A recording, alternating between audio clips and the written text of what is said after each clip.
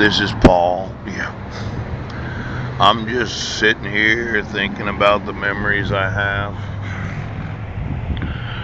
You know, when we were going through a foreclosure, when I had owned that home at 2204 McLaughlin Boulevard. Yeah. We had to move because I could not short sell that house that I had in Vancouver, and it was a very, very difficult time. Yeah.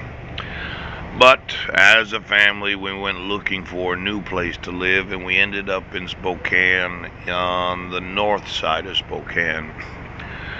Heidi wanted to kind of have a little house on the prairie type of experience where she would stay home and homeschool the kids, and I would start a business and support my family. Even though we had no money as a husband, I thought it was important to try to give my family everything that I could.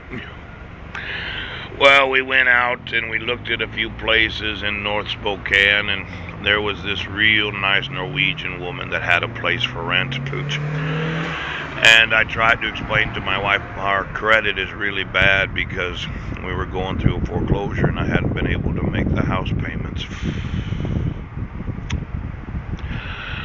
But I applied to rent that place and we didn't get it. And as so often happens when you don't know where you're going to live, you go looking around again to try to find some place, and Heidi had read some sort of email on Craigslist about a guy that didn't care if we worshipped a pile of toenails. Boop, boop, boop.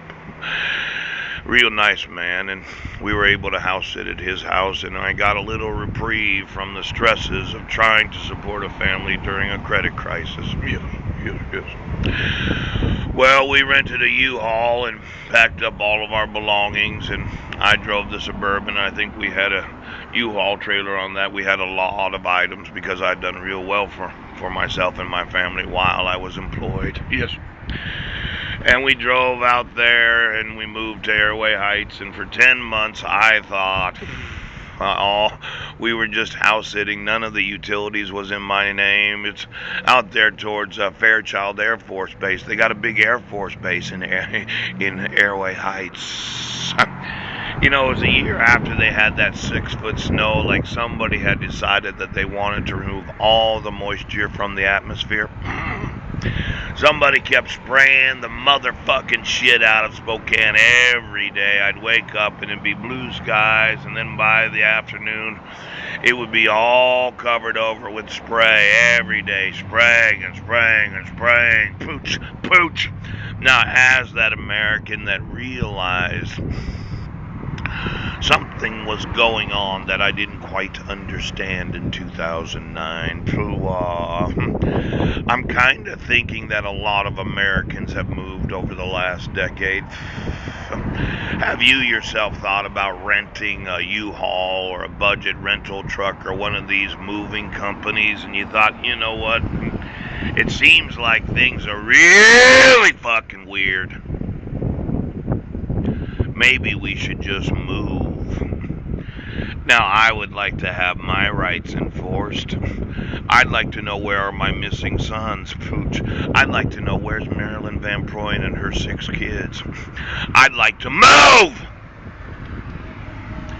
Now, if you could give me the last 20 years of signed rental truck applications and the signatures of every person that's rented any sort of vehicle, truck, or had any moving company move them, I'd like to know the actual fucking signatures of every person that thought that, well, it's too weird where we're living at.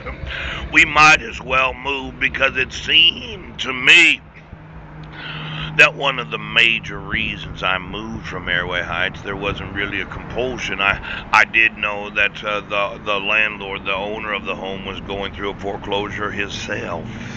So I tried to help him sell the house, and during 2009 it was difficult to sell places.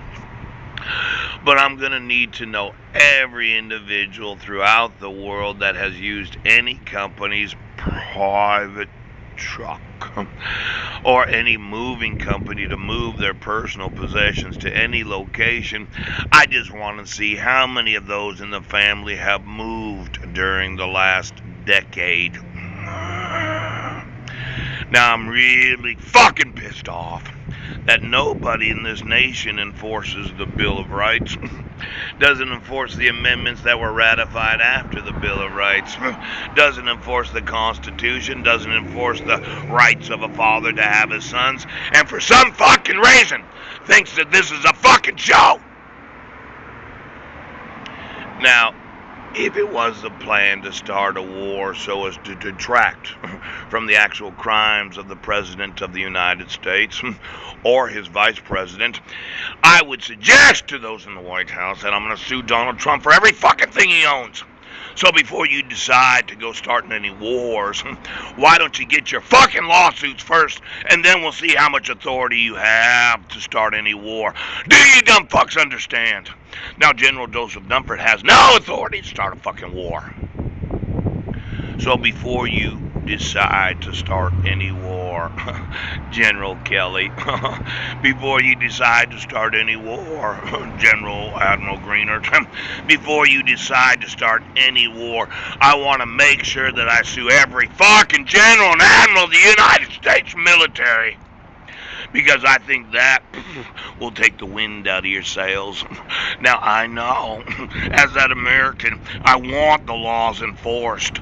And I want to know every person that thought that it was important for them to move during the last decade because of a credit crisis where it made it fucking impossible to sell a house.